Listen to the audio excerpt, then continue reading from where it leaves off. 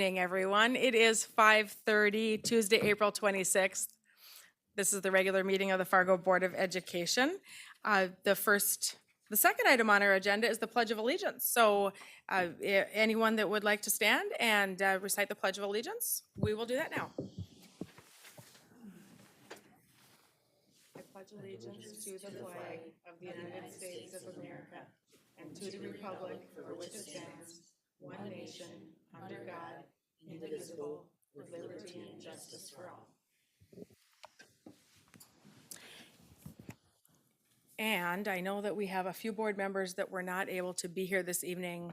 A couple might be calling in. I'm not sure if everyone's calling in or not. Is there a motion for approval of the agenda? So moved. And a second? Second. There's also an HR addendum, if we could note that. Okay. Is the approval with the HR addendum? Yes. Okay. And everyone approving the agenda signify by saying yes.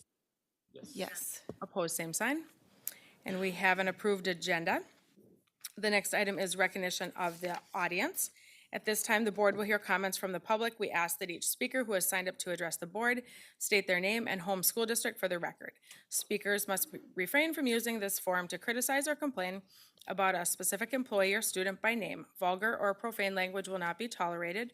The board is interested in your comments and will listen carefully, but is not obligated to respond or debate issues in this forum. Should you desire a written response to a specific question, you may request it. This evening, one person has signed up to speak, and you have a maximum of 5 minutes. Upon the concluded time, a chime will sound, and the speaker will be asked to conclude. If necessary, a final chime will sound 15 seconds later, signifying the end of the time at the podium.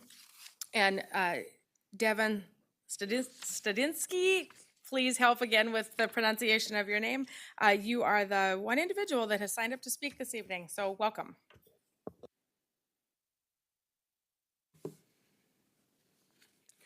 Devin Stachinsky, HMR.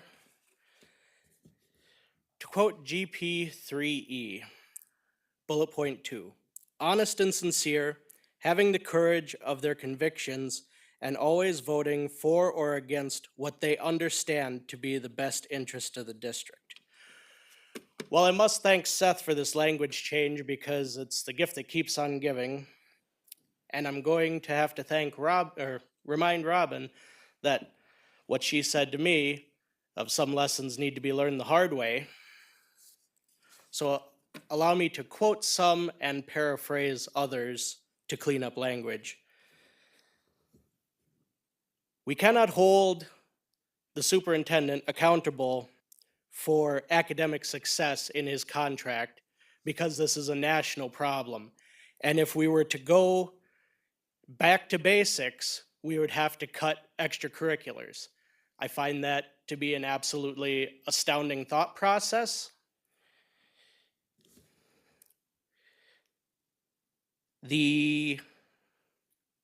Also for the superintendent contract, putting academic achievement metrics in the superintendent contract, is that not in the district's best interest? Moving previous question when those concerns were still abound truly is disgraceful. To quote another member of the board, are we going to let this go to the full board or let this die right here in governance?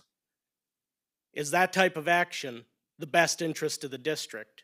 Because I would say absolutely not. That's abhorrent that a committee would act in such a manner. To quote another board member, same board member actually, I hope you keep talking about it for 15 more minutes because it's past my bedtime and I'm leaving. Absolutely disgusting.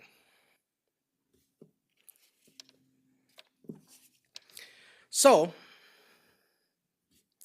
I'm going to request a written response from every single board member, and I know you don't have to respond to me, but your silence will speak volumes. I would like to know, by what metrics are you using to determine your understanding to be in the best interest of the district? Given current academic achievement numbers, I think the public would love to know. Thank you. Thank you. The next portion of the agenda is the reports section. And we have a few reports this evening. The first item is a salary commission report. It's memo 107. And that is a report that is coming to us as a result of a memorandum of understanding between the Fargo Education Association and the board during negotiations. The individuals assigned to present the report are Seth Holden, Brian Nelson, and Kim Rieger. I see Brian is not here this evening. I'm not sure if, is he one that's on the phone? Do we know? No one has joined via phone. Okay, all right, thank you. And Kim and Seth, if you'd like to go ahead, and then I assume you'll be open for questions afterwards. Yep, absolutely. I'll go Thank ahead you. and then if Kim wants to elaborate and if anybody wants to ask any questions. Great. This report in front of you is the result of our MOU and the work that the commission did. I'm not gonna read everything verbatim, since the report's all in front of you. I'm just gonna kind of highlight a couple of the key points that we came up with. First, we kind of shifted directions a little bit because we basically kind of agreed that we didn't want to necessarily throw our current matrix in the garbage and reinvent the wheel. We thought that the best way forward was to fix the matrix over time to best suit the needs of the district and the needs of the teachers at the same time. And with that, we obviously identified the price tag for just the clock moving forward year per year comes to just under $2 million that we need to be able to just literally have the next year turn over and to honor the steps and the lanes within the matrix, because that was one of the key principles that we identified, is that above anything else, we always want to be able to honor those step and lane movements was what we determined. Some of the things that we also determined as roadblocks, obviously, in that and in any other negotiated pieces within the contract and the pay matrix, was that obviously we know that at times we will be faced with financial challenges as a district, and a lot of that does, most of it obviously lies with our funding from the state. So as a couple of remedies that we identified was that we should definitely be working as a united front between the district, the FEA, North Dakota United, any other interested parties. I mean, the public is, it's public education, so the entire public is welcome to join forces when it comes to lobbying the legislature for the funding that we need. We think that's just important. I kind of described it to Kim in our meeting yesterday that you can't, 6 different regiments attacking one army is never going to win, but if we all band together, we have strength in numbers, and I think that's a really important thing, that we band together in that, and that's what the commission thought too. Another thing that came up too was the idea of transparency, and the commission's recommending that we have basically a financial transparency meeting with Jackie and the negotiations team from both the FEA and the board, so that we know where we're at financially kind of before going into negotiations. So those are kind of the key points, and like I said, the report's in front of you, everybody can read through, and I'll let Kim elaborate on anything if she wants to, and we're both open to any questions, so. He did a really nice job summarizing, and just to point out that 2 million was just to cover the matrix. That doesn't include adding any money into the matrix to trickle down. So that our hope was, as that commission, that we would budget that 2 million, and then any additional new money from legislature could be used to recruit and retain our current staff. And I really liked our idea of working with Jackie. And we kind of put in there to, by the second meeting, that we would go have a budget meeting and know ahead of time. So there's no surprises and hopefully a smoother negotiation system as well. Any questions from the group? Questions from board members? Like to point out for any members that are not here that can't ask questions, feel free to email either Cam or I, and we'll be willing to answer anybody's questions if they have them. Thank you. Nikki, did you have a question or no? I don't really have a question, just a comment. Thank you for your work on this, all of you. I'm really grateful that everybody came together. Everybody's at the table. Everybody's got a common goal and the communication is wide open. And that's what I love to see, is everybody working together. Add a little bit to that, Nikki. I thought that even though we had much more time we could have used, it was I felt like the conversations that we were having within the commission we had great dialogue, great ideas, really good decorum, and I think that we had, I thought the commission worked really well with all the members, and we had some really good conversations. So. I have a question regarding the matrix and the decision to stick with it. What can you give us in terms of a few examples as to why it was decided that that's, basically the best framework for us to continue to work with? Well, I felt like our group really felt that the educators on the matrix then can plan for their future, because they can see where you will be on year 9 if you get this education attainment, and you can plan for your future. You can plan how to pay if you want more education. It's just a really good planning, and it really does work. And I would say the people that are currently in it understand that they've paid their dues to move through that. And, maybe a possible idea for retaining could be a career ladder system, because it doesn't trickle all the way to the bottom, but we decided to just kind of save that for actual negotiations, discussions. I'll add a little bit to that.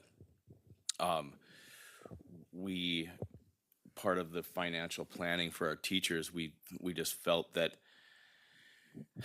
one of the reasons why one of our main philosophical priorities was to honor and always honor those step and lane changes, because if we get to a point where we freeze a step a year, that literally takes that equation and throws it in the air, because now all of a sudden as a teacher, you're not able to financially plan for your future if all of a sudden now you're not on the same spot of the matrix where you should have been because the steps were frozen. And that's why I think one of our main priorities was to honor that. And if we have to, when we come to the negotiations table, if there's things that we need to tweak with the matrix or something at that point in time, that's what we'll do to make sure that we can honor those step and lane changes. And I think we all kind of agree that was one of our priorities.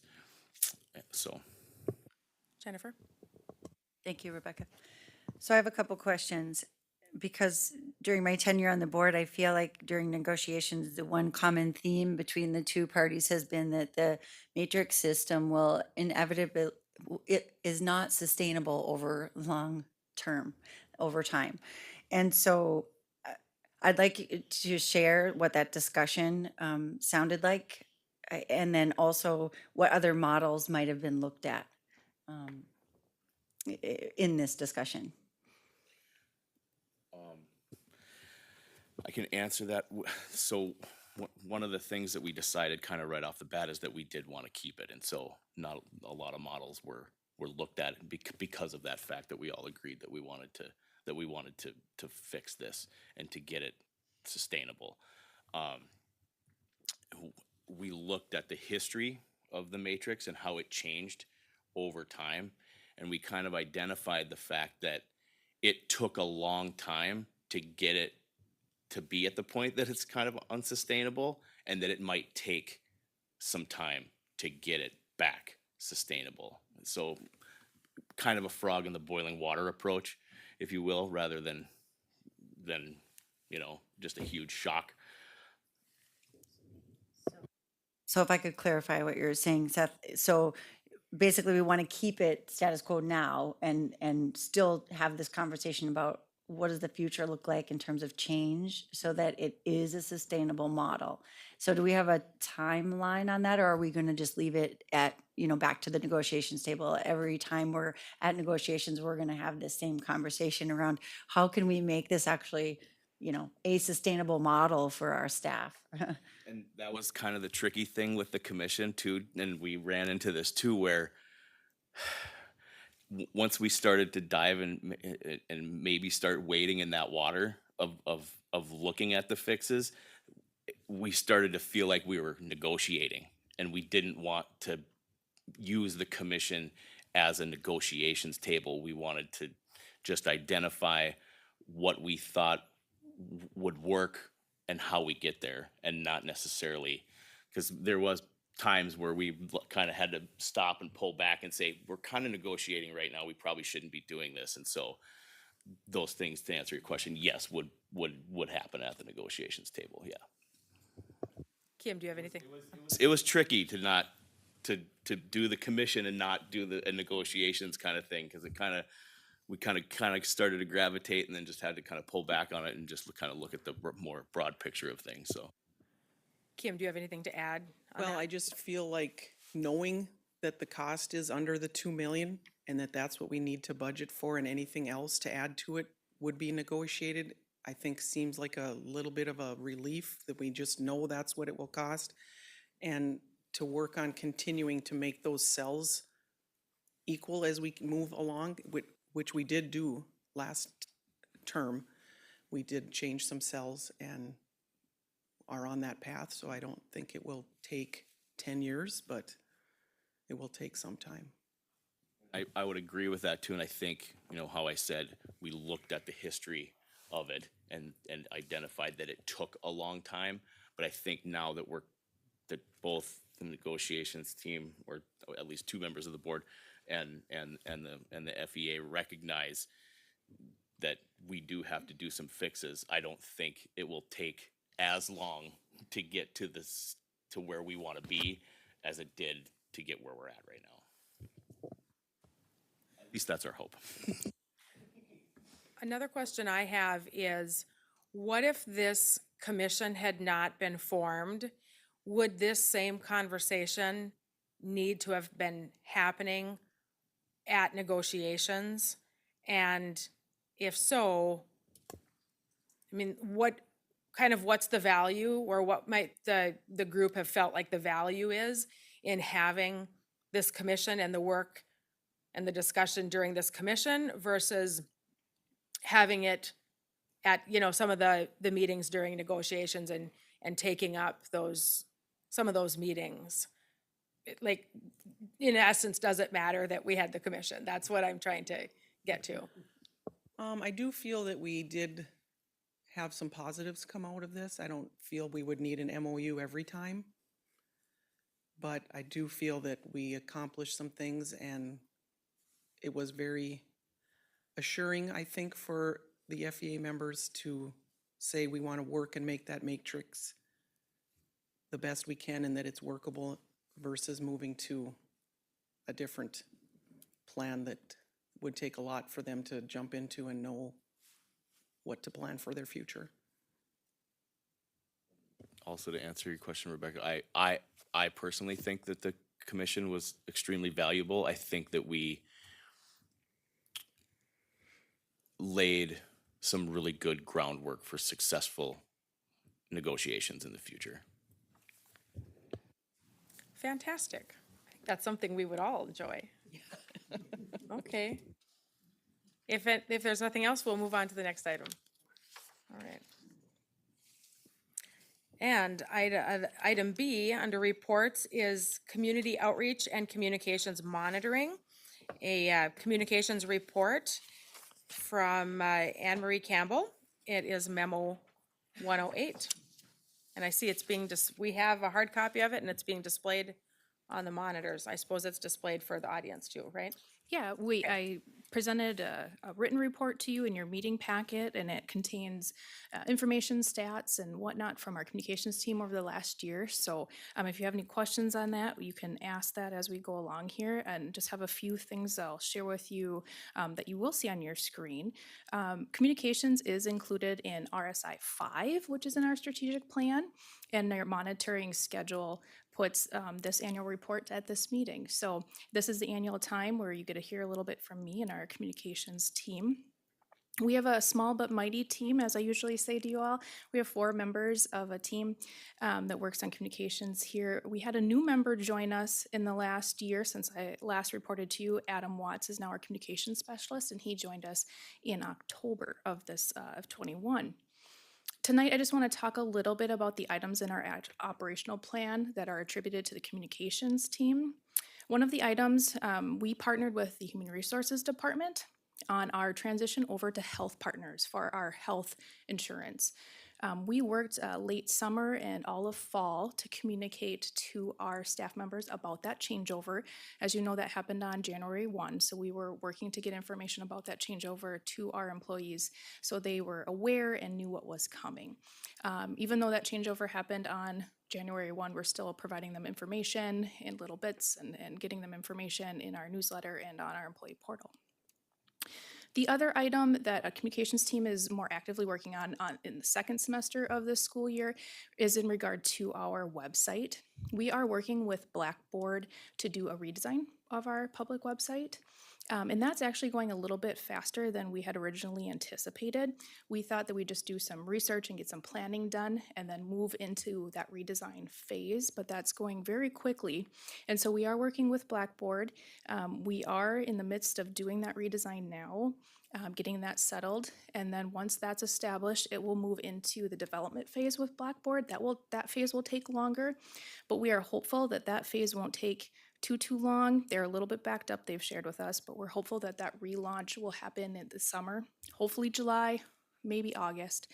So for the 22-23 school year, we'll have a new look to our public facing website, and we're excited about that. That's kind of been something we have wanted to do for the last couple years, but everything with COVID and other things kind of put that on the back burner. So we're excited that we've been able to get to that project now. Those are a couple of things I wanted to talk to you about in person. If there's any questions you have about the department and our work or what we gave to you in print, I'm happy to take those questions.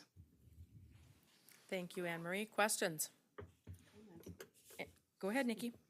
No real question, but thank you for all you do, because you are a small and mighty team, and the amount of information you put out and the speed with which you do it is astonishing. So from this board member and from the perspective that I see as a parent as well, thank you for the work you and your small but mighty team do. Thank you. Other board members? Jennifer? Thanks, Anne Marie. So I have a question. I get asked this question too by public sometimes, and I know that it's come up at in seminars that I've attended over the years. But if you could just talk a little bit about, and maybe what conversations, if they do or do not happen currently within your team, the difference between a communications team and like a PR team. And variety of districts have different, some have PR teams, some have communication teams, some have maybe hybrid of both. Size maybe makes a difference, but and I also recall vaguely in our communication audit, maybe that being part of it in terms of conversation. So I'm just wondering if you could take time right now to just share with us a few minutes, answer some of those. Sure, size of team, like you said, always depends on your output, right? And what you have the time to do, the budget to do. So I do think that we leverage the budget that we have well for what we can get out there. There's always more we could do, right? Like there's always room to grow. It always depends upon, again, amount of people, amount of time.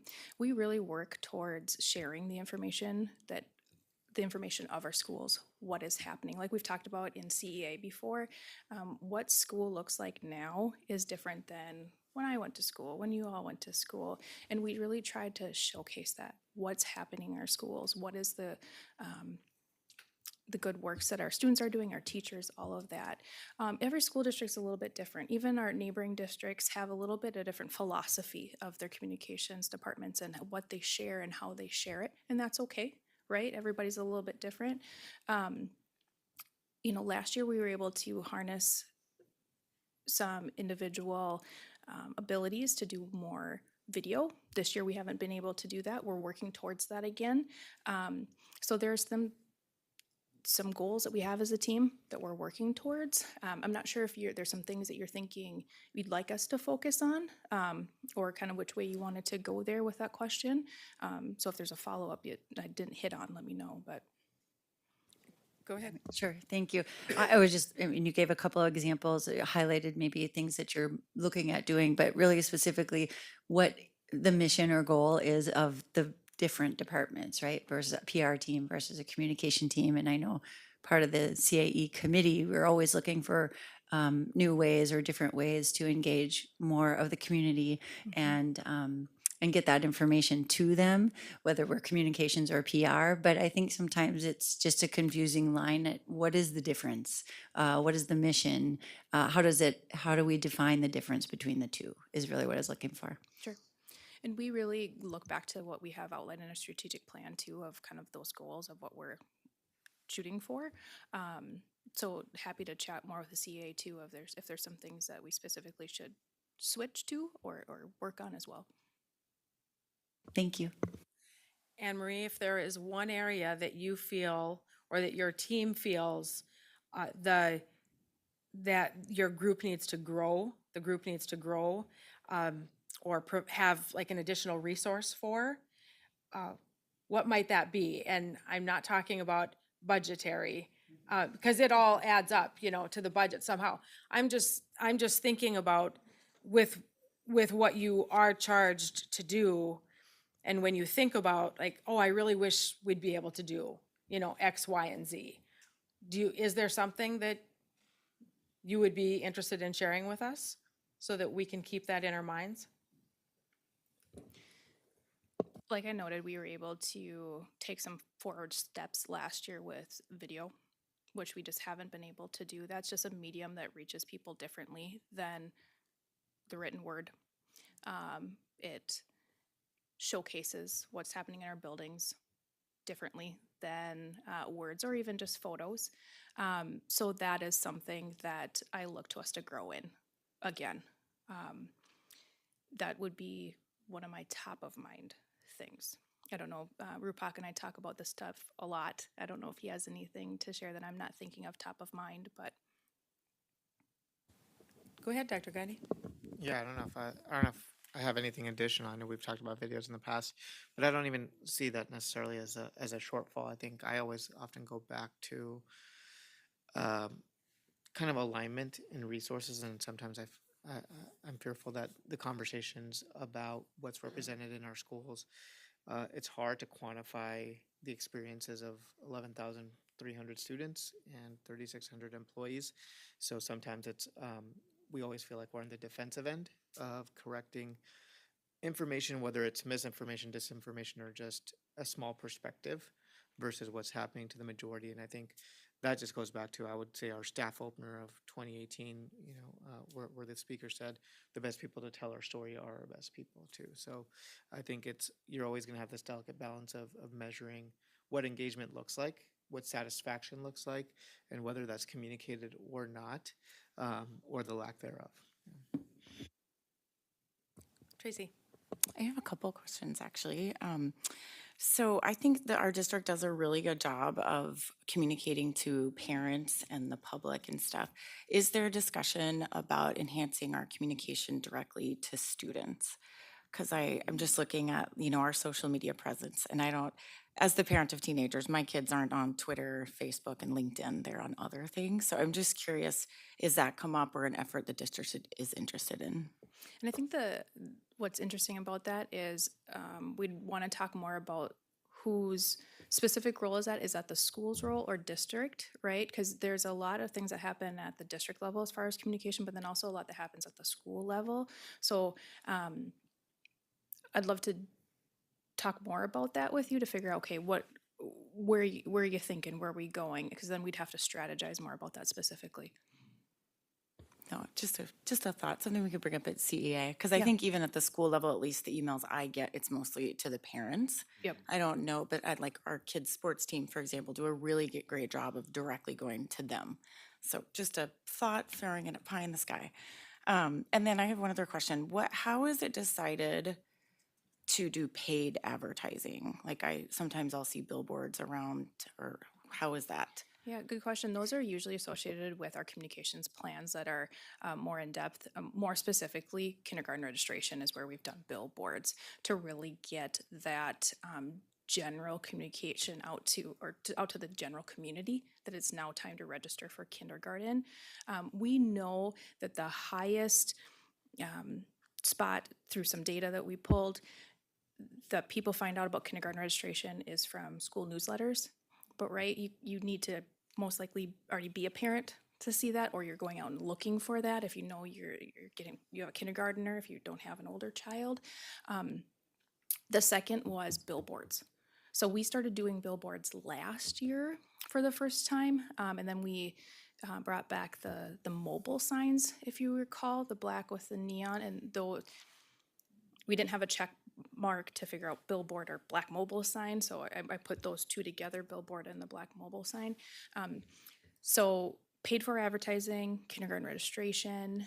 We do some for the State of Schools address to get that out there, make people know when we share out our annual report, things like that. We're starting to dabble more in the paid for advertising on social media, specifically for specific positions we're hiring for, things of that nature. We don't do a lot of paid for advertising. It's more general purpose about school district and specifically registration. Excellent, thank you. The logo work is all done internally, is that right? Correct, that's done by Tyler Brown, our graphic designer and web services. Right. And the ones that were created here, well, you have for the 2021-22 year. Yep. There are a few that have been created. Yep. It looks like, well, maybe 5 or 6. Yep, and if you remember last year, he had worked on the Dakota logo and the Virtual Academy logo and others that we had in last year's report. So yeah, he's created a few. That ECSE one that you see there, ECSE didn't have its own logo. We're working with ECSE to establish a full school site on our website. Right now, they just have more of a web page, if you will, but they'll have a school site that looks like any of our other comprehensive schools. That will launch probably in June. They are done in an exceptional manner. Tyler has a methodical way he works groups through to get from initial thought to a final design. He does a really nice job. Well, kudos to your team. Again, small and mighty. And if I think about the communications teams that I've been involved in my professional career, some of them have had more staff than what you have to work with, your team. And ultimately, the work that your team does is not only for the staff of the district and the students and the families, it's the entire community. So we're talking about a team of about 4 right now that is responsible for communicating to the highest, to the level that all of us really want. You know, anything that we are asking for sometimes in terms of hearing what is going on in the school district and communicating. It's not that there aren't more than 4 people involved in that, but at the high level at this office, we have 4 professionals involved in that. And that's a tremendous amount of work. And thank you so much. And I am open to the conversation at some point down the road about additional needs that your team will have. And I will be open to that because I know that the work that you do is extremely important and helps to provide answers for our community and build a better understanding of the work and the challenges that the school district has. Thank you very much, and thanks to your team. All right, the next item is a legal services report. It is from Tara Brandner. Go ahead. So tonight, instead of giving you a report similar to the other ones, given the nature of legal services and given the nature of the issues and the confidentiality of items that we deal with, and as a new division within the Fargo Public School District, I want to provide you more of a summary on what I believe my role as general counsel encompasses and some of the items I'm working to accomplish over the next year. These tasks are obviously going to be in addition to the services that I provide you at our regular meetings and at our committee meetings. So as you're aware, as a school district and one of the largest employers in the city of Fargo, we are subject to high regulations and countless federal and state laws and rules and local policies and rules as well. So as a result, the majority of the work that I do as general counsel is preventative in nature. And so the goal is to spot potential problems before they develop and to prevent issues that we have from evolving into litigation, essentially reducing our risk and the cost of that.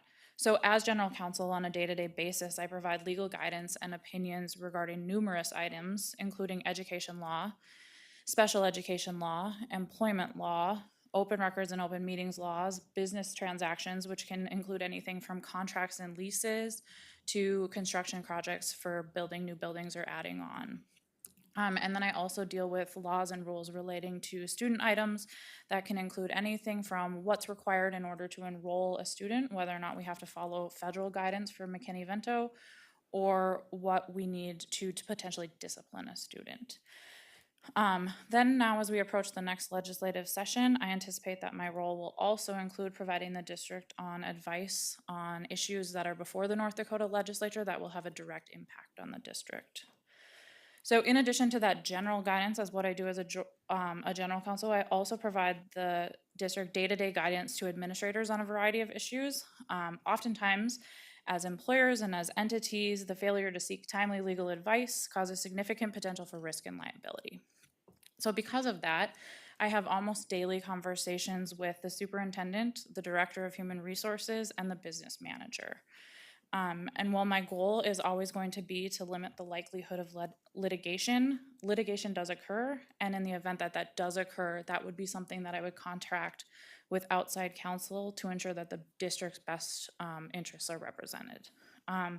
And then as a liaison to outside counsel in that position, I'm also going to make sure that I'm managing that and assisting in any way possible to, again, reduce our expenses on the end of litigation.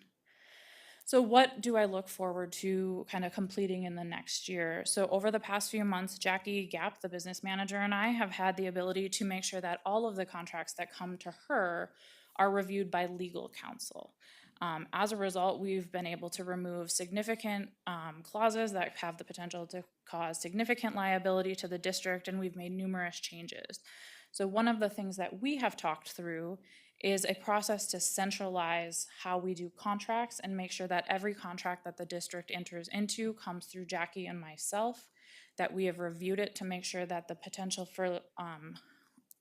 for risk is reduced, that we've removed the clauses that are necessary to remove, and that either Jackie or RUPOC are the signatories on the contract. That way we can manage them and ensure we reduce risk. Another thing that we're doing is that Doug and I are collaborating with Tamara, the Title IX coordinator, to essentially review our process for conducting investigations. And as part of that review, what we're looking at doing is providing all of our administrators and then the individuals who essentially go forward and do our investigations the ability to go through training, and that training will provide them guidance on what an investigation looks like, what your role is as the investigator, how to write a report, what questions to ask. And ultimately, by doing that, we can ensure that our investigations are sound and that they're protected. The next thing that we will probably be doing this summer is as we go through our yearly policy administration, we will also go through that process, and we will continue to look at our policies to make sure that they're in compliance with the law, while still maintaining the needs that we need to perform as a district. So again, as we work to centralize these services, one of the things that I've noticed in my short time here is that a lot of it is relationship building. attorneys are scary people right away. But as we go forward and we make relationships and we build relationships, and a lot of the employees are much more likely to reach out. And so that's been a process of developing those relationships and making sure that they feel comfortable and that they know they have the ability to reach out if they have questions or concerns. And that way we can address the issues that they have. If you have any questions, I'm happy to answer them. Thank you. Tracy, go ahead. I just have a comment. I've just been so pleased with the addition to our district. It's almost one of those things, how did we function so long without general counsel? It's just such a no-brainer. But I really appreciate your philosophy of being preventative. And it gives me confidence as a board member that you're just working behind the scenes, reducing risk and doing everything with a fine-tooth comb. And that we're working upstream to prevent problems and not waiting till we need you to try the case or till we're so far downstream, right? So it's just, anyway, thank you. It's been nice to have you. Comments, questions from other board members? Nikki? I guess I'll give you my kudos too. It has been, to echo what Tracy's saying, we're grateful to have you. And in discussing adding this position, we felt that there would be opportunities for you to weigh in and utilize your guidance more than we even anticipated. We said, once we bring this person on, there will probably be other things that this person can help with. And that's certainly been the case in this short time. And you're not a scary person. I don't know about your colleagues, but you are not. So thank you for all that you do. It was necessary. An entity of this size really needs to have someone on board. So it's a good decision. Well, and as a board, we have benefited from you in the position as well. So thank you. We have had numerous conversations about a variety of topics that have come in front of the board. Certainly, it is wonderful that we have the contact at the North Dakota School Boards Association as well to provide us with specific school board related work. Your guidance has been really, really critical to help us making decisions and help guide us. So I appreciate that. I appreciate the relationship that we've built and your service to the board as well. Seth? I don't know if this seems like an odd question or not, but given your ability to be proactive in reducing risk, I mean, obviously you haven't been here that long, but can you kind of attest to the fact that the district in the long run will be saving a great deal of money on legal services by having someone that's being proactive and reducing risk? Yeah, that's a great question. I would say with the work that Jackie and I have done on the contracts to remove clauses that cause us, that say, hey, we'll indemnify you if anything bad happens, meaning we'll pay for it. Our work alone to remove those clauses has saved us hundreds of thousands of dollars. Dr. Gandhi? And I'm just, correct me if I'm wrong here, but in a situation where the risk has saved an economic cost, I think the risk that's probably not economic is probably going to be a bigger jeopardy to the district than, yeah, so. All right. We will move on then to the FEA report. Kim, are you giving that?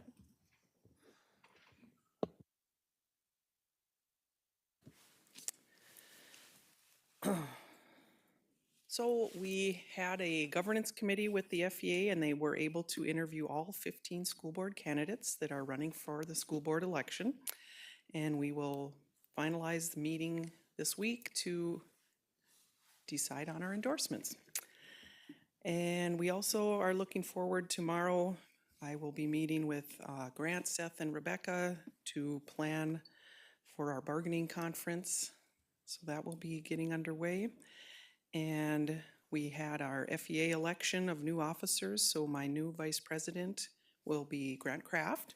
So I'm excited about that. And I put on your desk, our retirement event is May 17th. It will be at Rowe Farm. So you're all welcome to that. We will have the Teacher of the Year as our guest speaker, and I'm hoping to get some Fargo South students to perform some music.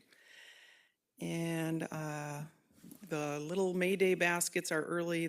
That's what we gave out to all our teachers for Teacher Appreciation Week, which begins next week.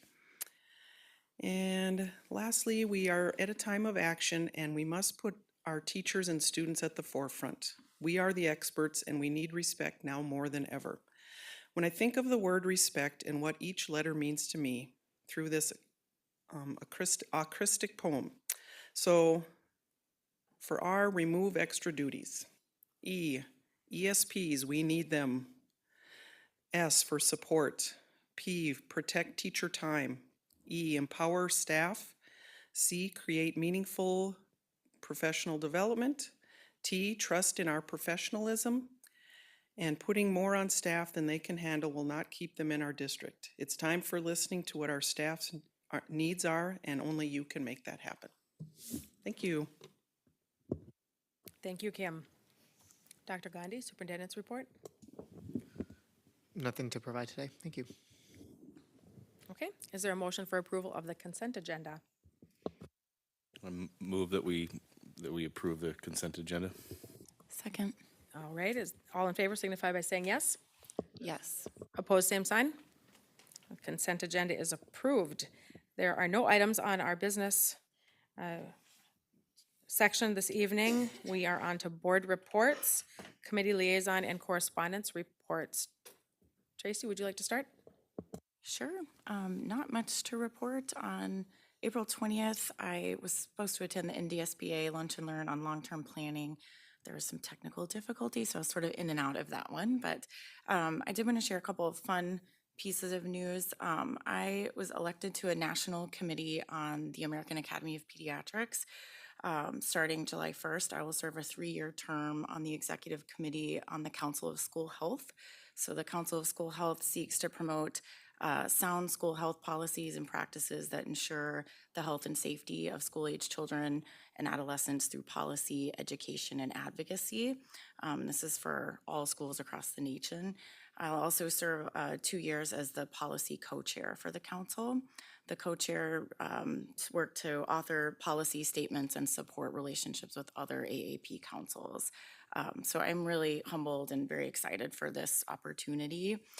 And just wanted to share it with you guys. And then another fun thing, I attended the YWCA Women of the Year ceremony last night, and one of our very own FPS students, Zoe Bundy, who attends Davie High School, she was recognized and actually won Woman of the Year in the Young Woman of Today and Tomorrow category.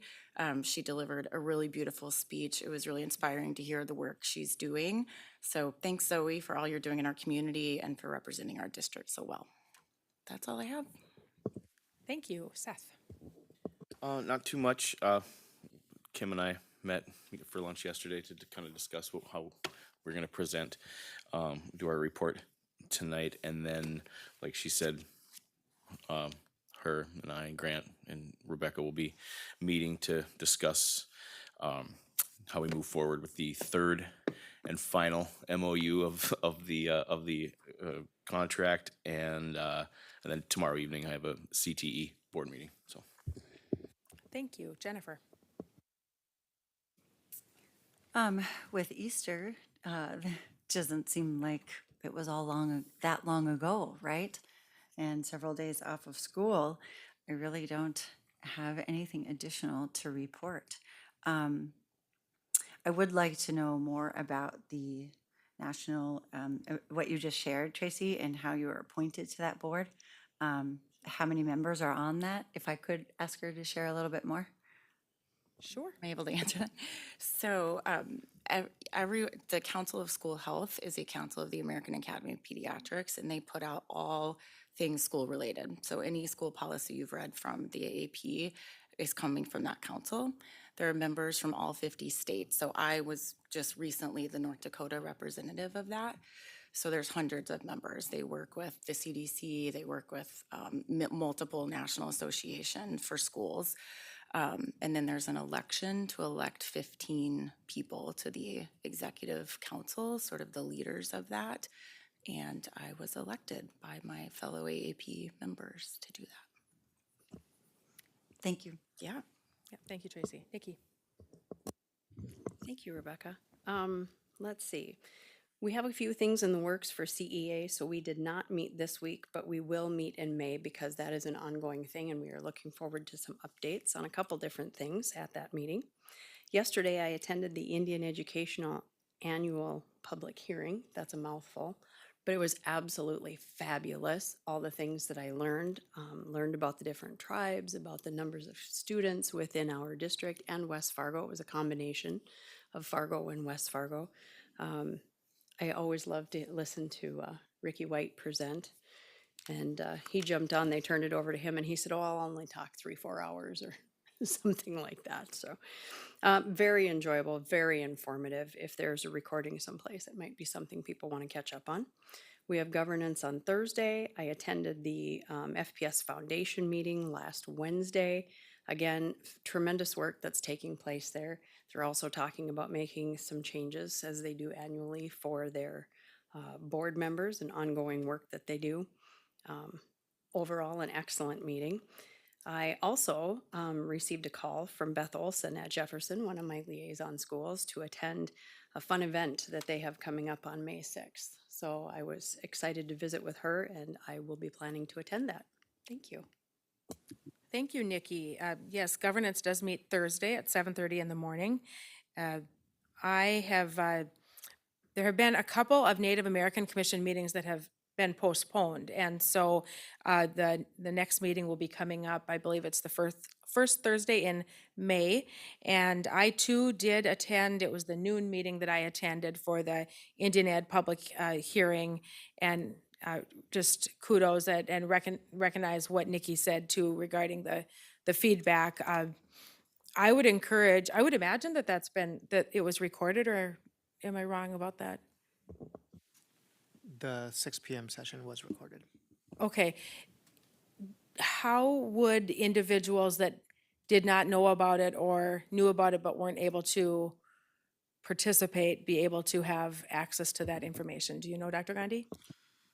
They can just contact our Indian Education Coordinator, Program Coordinator Melody Sabner, or even Dr. Roselman, who's our Director of Diversity, Equity, and Inclusion. Fantastic. Yeah, it was really full of a lot of information. I think that those of us on the board need to know, and individuals that anyone really within the district and the community, it's really valuable information in terms of some of the challenges that are in front of the Indian Ed group, and also the roles and responsibilities that group has to help support the education that our Indian Native American children have in our community. So, and I know that's a hearing that is required that group hold. So I've been attending that for at least the past couple of years, and feel necessary to do that also as being on the Native American Commission. I believe that is the end of the report for this evening for me.